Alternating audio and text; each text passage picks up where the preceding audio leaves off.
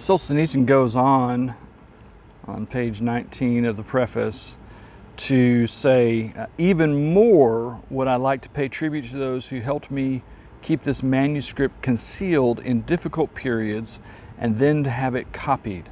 Now, this is just volume 1. There are 3 volumes to Gulag Archipelago, and volume 1 with the index in the back runs, well, it runs well over 600 pages. And so he had people who were squirreling away 600 pages of a dissident work. Now, you gotta understand, it was dangerous for Solzhenitsyn to write the things that he was writing. As somebody who we find out was sent to the Gulag, it was dangerous for him to bring these things from his mind to paper, to organize thoughts against the regime. And had that been discovered on him, he would have been executed.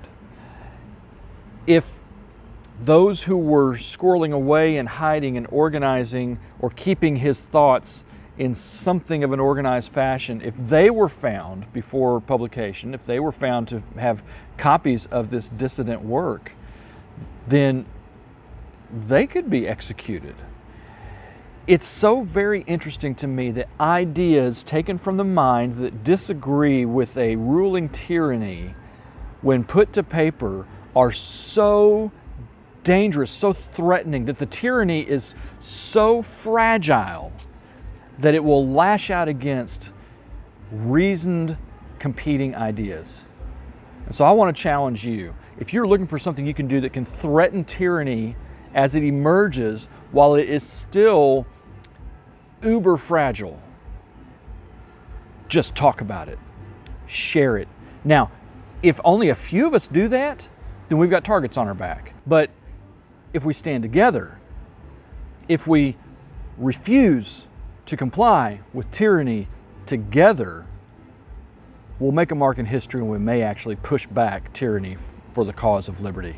It's worth it, folks.